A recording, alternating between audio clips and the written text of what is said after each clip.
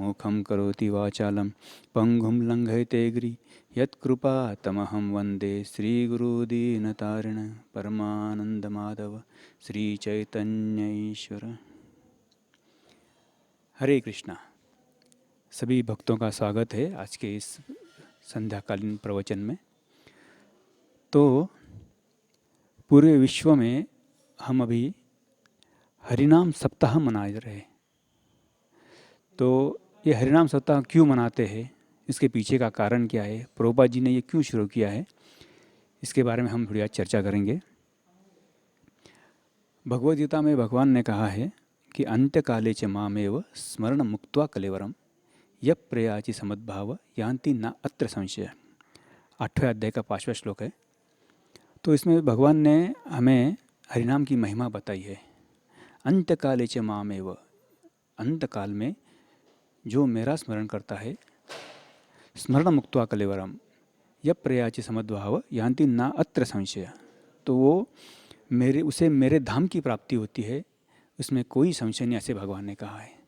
तो हरिनाम की महिमा इस श्लोक में जैसे भगवान ने बताई है कि अंतकाले च मामेव, तो इस श्लोक के अगर देखेंगे तो बहुत सारे लोग उसमें बोलते हैं कि अंत्यकाले जो बोला है ना भगवान ने, यानी आखिरी समय में हम भगवान का नाम ले लेंगे, उसमें कौन सी बड़ी बात है।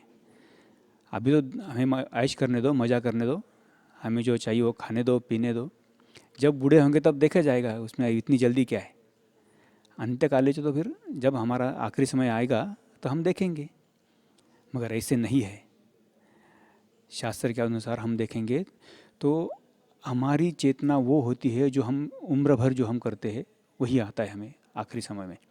अगर हमने जीवन में एक बार भी भगवान का नाम नहीं लिया है, भगवान का नाम का जप नहीं किया है, भगवान को कुछ स्मरण नहीं किया है, तो हमें आखिरी वक्त में भगवान स्मरण आएंगे नहीं। अंत्यकाले च मामेव, तो ये ऐसा पॉसिबल नहीं है कि हम कभी भगवान की सेवा न करें, भगवान का नाम उच्चारण न करें और आखिरी समय भगवान याद आए, ऐसे नहीं होता। देखिए कि अगर आप ओलंपिक का जरा देखेंगे तो ऐसे नहीं होता कि कोई स्पर्धक आखिरी वक्त में आके डायरेक्टली वो पार्टिसिपेट करे और वो गोल्ड मेडल उसको मिल जाए। उसको प्रैक्टिस करनी पड़ती है। एग्ज़ाम में भी हम देखते हैं कि पर साल में एक बार लास्ट में एग्ज़ाम होती है, लेकिन हम पूरे साल भर उसका अभ्यास करते हैं। क्यों? क्योंकि वो अगर साल भर हम प्रयास करेंगे, अभ्यास करेंगे, तो एग्ज़ाम के वक्त हमें वही याद आएगा, इसलिए हम अभ्यास करते हैं। इसलिए ये भी आवश्यक है कि अंत्यकाले से यानी जीवन के आखिर में जो भगवान का नाम अगर हम याद करना चाहते हैं तो हमें उसका उम्र भर प्रैक्टिस करना पड़ेगा। तो हमने जो ये मनुष्य जन्म पाया है, हम बहुत भाग्यशाली है। 84 लक्ष योनि से हम घूम के आए हैं। इस जीवन का उद्देश्य हमें मालूम होना चाहिए कि भगवान की धाम की प्राप्ति करना या कृष्ण प्रेम प्राप्त करना, ये हमारा जीवन का उद्देश्य होना चाहिए। इस जन्म में अगर हम भगवान की प्राप्ति करना चाहते हैं तो हमें हरिनाम लेना पड़ेगा। हम अगर थोड़ा इतिहास देखेंगे तो हम भगवान के साथ में भगवान के धाम में थे, वहाँ खुश थे, लेकिन हमने भगवान से द्वेष कर लिया कि यहाँ पे आपकी पूजा क्यों हो रही है, हमारी पूजा होनी चाहिए। हम सब ये सब लोग आपकी सेवा कर रहे, हमारी भी सेवा करनी होनी चाहिए, हम भी कुछ है। तो भगवान ने हमें कहा कि देखो बेटे, ये जगह है, यहाँ सिर्फ मेरी पूजा होगी। अगर तुम्हें कुछ प्राप्त करना है या तुम्हें अगर हमारी भाषा में बोले तो अगर तुम्हारी औकात क्या है वो देखनी है तो आप भौतिक जगत में जाओ। और हमारी इच्छा से हमारे लिए भगवान ने भौतिक जगत का निर्माण किया है। भगवान की इच्छा नहीं थी कि हम उनसे दूर जाए। भगवान की ये भी इच्छा नहीं थी कि हम उन्हें छोड़ के इस दलदल में फंसे, मगर ये हमारा ही द्वेष था भगवान के प्रति। इसलिए भगवान ने हमें यहाँ पे भेजा है कि बेटा जाओ, तुम्हारी औकात देख के आओ। देखिए कि ये मनुष्य जन्म हमें मिला है, हम उससे रोज़ नहाते हैं, अलग अलग कपड़े पहनाते हैं, मगर उसमें जो आत्मा है उसको हम उसके लिए कुछ करते नहीं है। एक छोटा सा प्रसंग मुझे याद आ रहा है, स्टोरी है। एक बूढ़ी औरत थी, उसने एक पिंजरा लिया, उसमें एक पंछी भी था।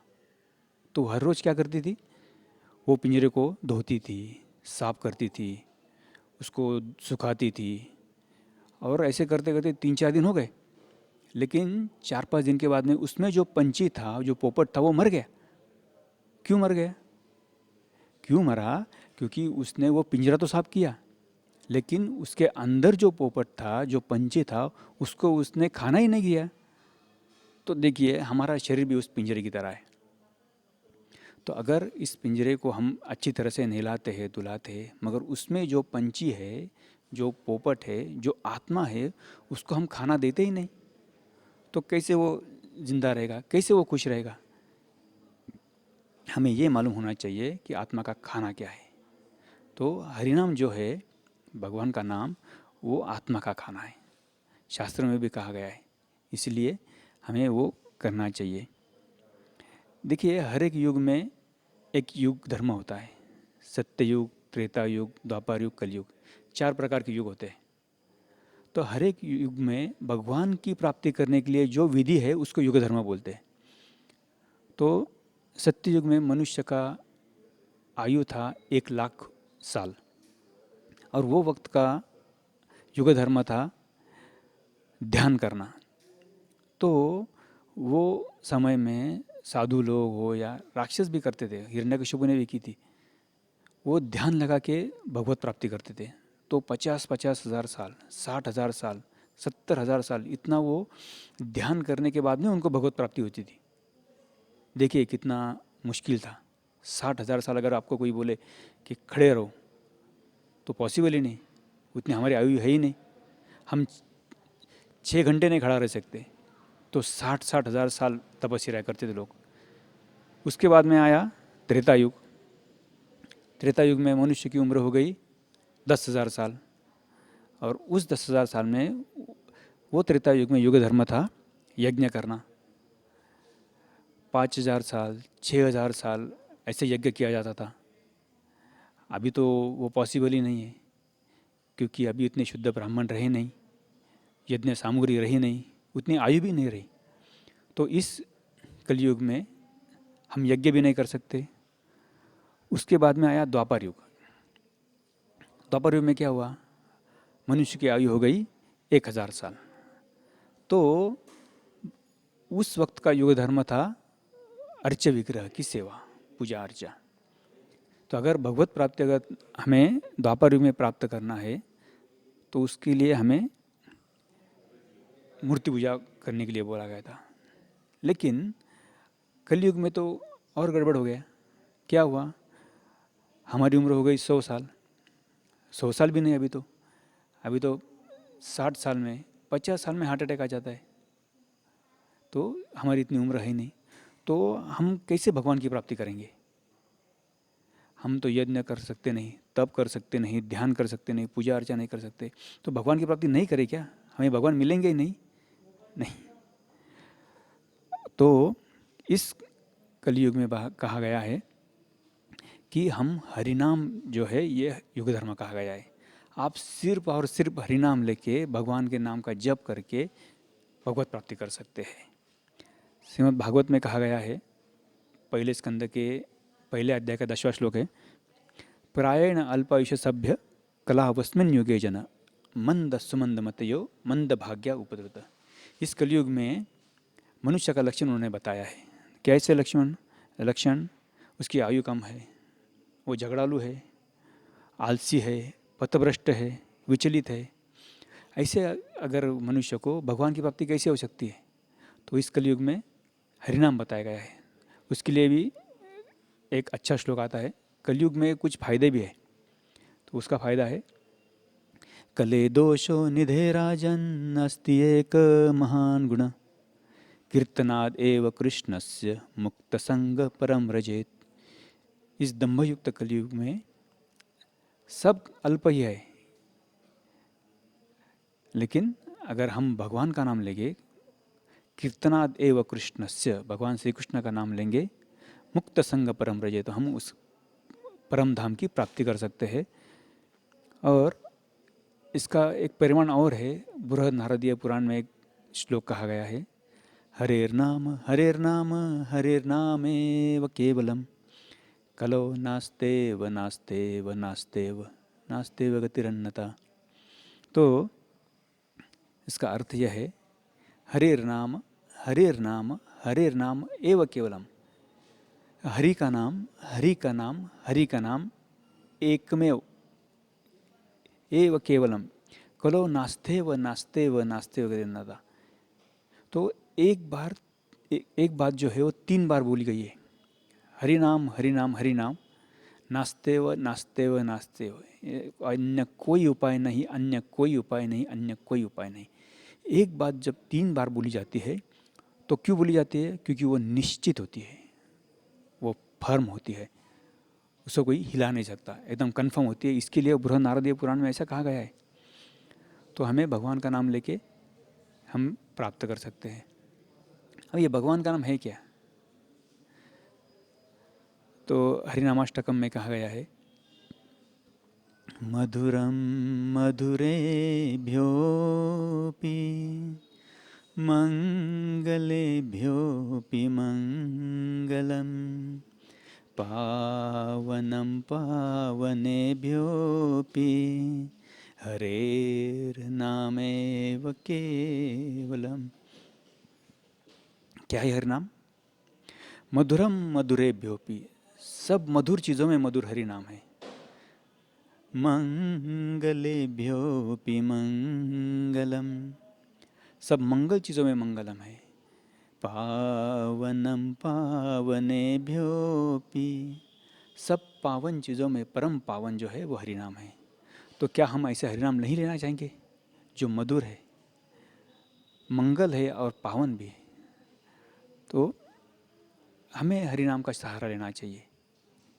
देखिए, सूरदास जी ने भी कहा है, इतना तो करना स्वामी जब प्राण तन से निकले, गोविंद नाम निकले जब प्राण तन से निकले। देखिए, आखिर में वो गोविंद का नाम चाहते, भगवान का नाम चाहते हैं।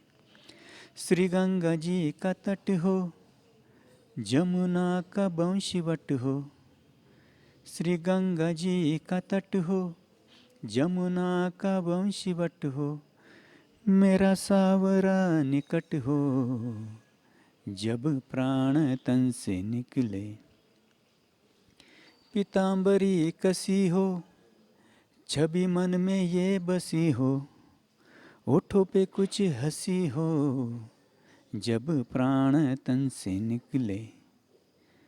जब कंठ प्राण आए, कोई रोग ना सताए। सबसे बड़ा रोग कौन सा है मालूम है आपको? ये जो हमें बहुरोग हो चुका है, ये सबसे बड़ा रोग है। जब कंठ प्राण आए, कोई रोग ना सताए, यम दर्श ना दिखाए जब प्राण तन से निकले। उस वक्त जल्दी आना, नहीं शाम भूल जाना, राधे को साथ लाना जब प्राण तन से निकले। एक भक्त की है अर्जी, खुद गर्ज की है गर्जी, आगे तुम्हारी मर्जी जब प्राण तन से निकले। इतना तो करना स्वामी जब प्राण तन से निकले, गोविंद नाम निकले जब प्राण तन से निकले। तो देखिए, सूरदास जी ने कहा है कि जब मेरा आखिरी वक्त आए तो मुझे गोविंद तुम्हारा नाम मेरे मुख से निकले। वो जानते हैं हरि नाम का महत्व क्या है। इसीलिए हमें हर रोज हर वक्त हरि नाम का सहारा लेना चाहिए। अभी हरिनाम के लिए हम 4P का फॉर्मूला हम यूज़ कर सकते हैं। 4P यानी पहला P है प्रायोरिटी। हमने हरिनाम को प्राधान्य देना चाहिए। सवेरे हम उठेंगे, स्नान करके हम हर रोज़, जो जपा नहीं करते वो कल से एक माला शुरू कर सकते हैं। जो हर रोज़ 16 राउंड करते हैं या ज़्यादा करते हैं, तो उन्होंने हरिनाम को प्राधान्य देना चाहिए। दूसरा पी है प्रिपरेशन। हरिनाम के लिए तैयारी क्या करनी है, ये तो एक सवाल हो सकता है। लेकिन हमें अगर हरिनाम के लिए तैयारी करनी है तो अगले दिन हम कम खाना खाए, हम सुबह जल्दी उठे, बैठने के लिए अच्छा आसन ले लें, ये हो सकता है। फिर है प्रोनाउंसिएशन। हरिनाम का हरिनाम का लेते समय हमें प्रोनाउंसिएशन अच्छे से करना चाहिए। हरे कृष्ण कृष्ण कृष्ण हरे हरे, हरे राम राम राम हरे हरे। ऐसे हमने हरिनाम का जप करना चाहिए। और प्रयास, जब हम भगवान का जप करते हैं तो हमें भगवान से प्रार्थना करनी चाहिए कि हे भगवान, मैं इस भौतिक जगत में आ गया हूँ, हम तुम्हारी तरफ आना चाहते हैं, कृपया हमें शक्ति दीजिए।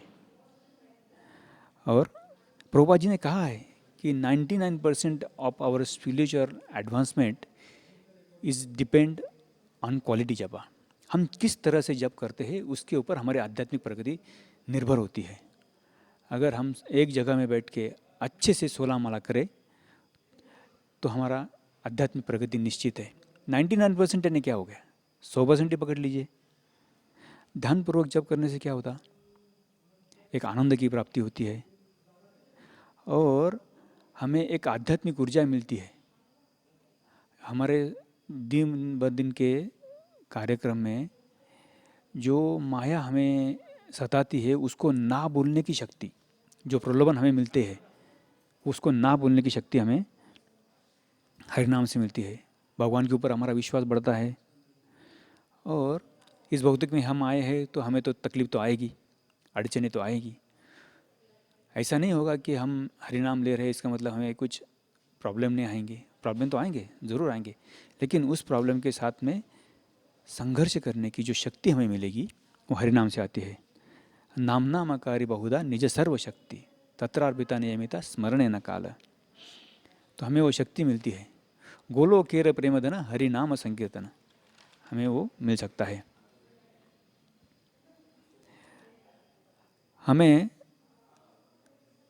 हम जब भागवत पढ़ते हैं तो उसमें आखिरी श्लोक यह है जो सारे वेदों का सार उसे कहा गया है। व्यासदेव ने उसके बाद में कोई श्लोक की रचना नहीं की है। पूरे वैदिक वाङ्मय का जो सार है वो उस श्लोक में आया है। उसमें क्या किया है, उसमें हरिनाम का महत्व का बताया गया है। क्या है वो श्लोक, नाम संकीर्तनम यस्य सर्व पाप प्रणाशनम प्रणामो दुख शमनस्य तम नमामि हरिम परम। उसका तात्पर्य मैं प्रभुपाद की वर्ड्स में पढ़ना चाहूँगा। मैं उन भगवान हरि को सादर नमस्कार करता हूँ जिनके नामों का सामूहिक कीर्तन सारे पापों को नष्ट करता है और जिनको नमस्कार करने से सारे भौतिक कष्टों से छुटकारा मिल जाता है। देखिए अभी इसमें हरिनाम का महत्व देखिए क्या क्या है, क्या क्या होता है। नमस्कार करने से और सामूहिक कीर्तन करने से सारे पाप नष्ट हो जाते हैं। ऐसा तो होगा नहीं कि हमने कोई पाप नहीं किया है, तो हमारे पाप नष्ट होते हैं। और जिनको नमस्कार करने से सारे भौतिक कष्टों से छुटकारा हमें मिल जाता है। तो इसका इतना हमें लाभ हो सकता है। भौतिक कष्ट क्या है हमारे, जन्म मृत्यु जरा व्याधि दुख दोषानुदर्शनम। जन्म मृत्यु जरा और व्याधि, ये चार हमारे दुख है। हमारा जन्म होता है, हमारा जन्म इतना आसान नहीं है। हम हमारे माँ के गर्भ में थे तो कोई हमें डंडलप की गादी नहीं थी, हमें उल्टा टांगा गया था। वहाँ पे कीड़े मकोड़े हमें काटा करते थे। तब हमने भगवान से प्रार्थना की, भगवान आप अगर हमें यहाँ से बाहर निकालो तो मैं आपकी भक्ति करूँगा। लेकिन जैसे हम बाहर आ गए हमें माया ने पकड़ लिया। हम भूल गए कि हमने भगवान से क्या प्रार्थना की थी। तो मृत्यु भी इतना आसान नहीं है। 42,000 बिच्छू काटते ही उतना दर्द हमें होता है जब हमारा मृत्यु होता है। जरा और व्याधि ये तो हमें होता ही है। अगर देखिए अभी एक कोरोना का पीरियड चालू है तो किसी का मृत्यु कब होगा ये कोई गारंटी नहीं है। हमारे बहुत बहुत अच्छे दोस्त, हमारे सहकारी, हमारे रिलेटिव, पहचान वाले हमें छोड़ के गए। हर एक को मृत्यु आना है, उससे कोई छुटकारा नहीं पा सकता। लेकिन हरिनाम अगर लेंगे तो हमें आसानी से मृत्यु आता है। देखिए, मृत्यु आएगी, लेकिन उसके साथ में फाइट कैसे करेंगे वो हमें हरिनाम सिखाएगा। कैसे? तो एक बिल्ली होती है, बिल्ली जो है वो एक चूहे को भी पकड़ती है और अपने बच्चे को भी पकड़ती है। वैसे ही मृत्यु रूपी जो बिल्ली है वो आएगी, तो जैसे वो भक्त को पकड़ेगी तो कैसे पकड़ेगी? जैसे अपने बच्चे को पकड़ रही है। और अगर हम हरिनाम नहीं लेंगे, भगवान की शरण नहीं लेंगे, तो कैसे पकड़ेगी? जैसे चूहे को पकड़ दे। चूहे को तो साक्षात मृत्यु दिखता है, लेकिन जब बच्चा होता है तो बच्चे उतना सेफ महसूस करता है कि अपने माँ के मुंह में है वो। आहार निद्रा भयमैथुनं च सामान्यता पशुभिः नराणां धर्मो हि तेषु अधिको विशेषो धर्मेण हीना पशुभिः समाना। तो हमें आहार निद्रा भय मैथुन, ये चार तो हम और प्राणी में सेम ही है। प्राणी आहार करते हैं, हम भी आहार करते हैं, प्राणी भी सोते हैं, हम भी सोते हैं। आहार निद्रा भय, दोनों को भय होता है। और मैथुन यानी बच्चे पैदा वो भी करते हैं, हम भी करते हैं। लेकिन फ़र्क क्या है? तो धर्म का फ़र्क है। तो ये धर्म हमें पालन करना चाहिए। भगवान ने कहा है, हम बहुत सारे एक्सक्यूज़ देते हैं कि अभी हमें सवेरे जल्दी उठना नहीं होता, या हमें बहुत काम होता है, जॉब करना पड़ता है, प्रभु जी वक्त ही नहीं मिलता, बहुत करना चाहता हूँ प्रभु जी टाइम ही नहीं मिलता। ये तो जनरल अभी सबका हो गया है। भगवान भी वैसे ही करते। भगवान ने कहा है, तू तेरे काम में तो मैं मेरे धाम में, तू तेरे काम में तो मैं मेरे धाम में, तू मेरे नाम में तो मैं तेरे काम में। अगर हम हमारे जो दिनचर्या है उसमें अगर भगवान को लाएंगे तो भगवान हर एक चीज़ का हमारा ख्याल रखेंगे। विश्वास होना चाहिए, अवश्य रखे वे कृष्ण, कृष्ण के ऊपर हम उतना विश्वास रखेंगे तो कृष्ण हमें छोड़ेंगे नहीं। भगवान हमसे भी ज़्यादा आतुर है हमें वहाँ ले जाने के लिए, लेकिन हम ही ऐसे बद्धजू है जो वहाँ जाना नहीं चाहते। हम अगर भगवान की तरफ एक कदम चलाएंगे तो भगवान 10 कदम आगे आते हैं। और भगवान के कदम छोटे नहीं होते, हमारे कदम जैसे 1.5 फुट वाले। भगवान ने तो 3 पग में पूरा ब्रह्मांड नाप लिया था, तो उतने स्पीड में भगवान हमारे यहाँ आएंगे। भगवान को ज़्यादा आतुरता है हम भगवान के प्राप्त पास में जाए। तो अंत में हम आपसे यही निवेदन करना चाहते हैं कि हरिनाम का जप कीजिए। ये जो मनुष्य जन्म मिला है बहुत बहुत कष्टों से मिला है, इसे व्यर्थ ना गंवाएं। इसे भौतिक जगत में, भौतिक चीज़ों में आसक्त ना रहे। हरिनाम का जप कीजिए। ये अभी जो सप्ताह चालू है इसमें ज़्यादा से ज़्यादा जप कीजिए। इससे गुरु प्रसन्न हो जाएंगे, गुरु प्रसन्न हो जाएंगे तो भगवान भी प्रसन्न हो जाते हैं। तो इसलिए हम आपको दिल से निवेदन करते हैं कि कृपा करके हरिनाम का सहारा लीजिए और अपना जीवन जो बहुत कष्टों के बाद में मिला है उसे सार्थक कीजिए। हरे कृष्ण। श्रील प्रभुपाद की जय।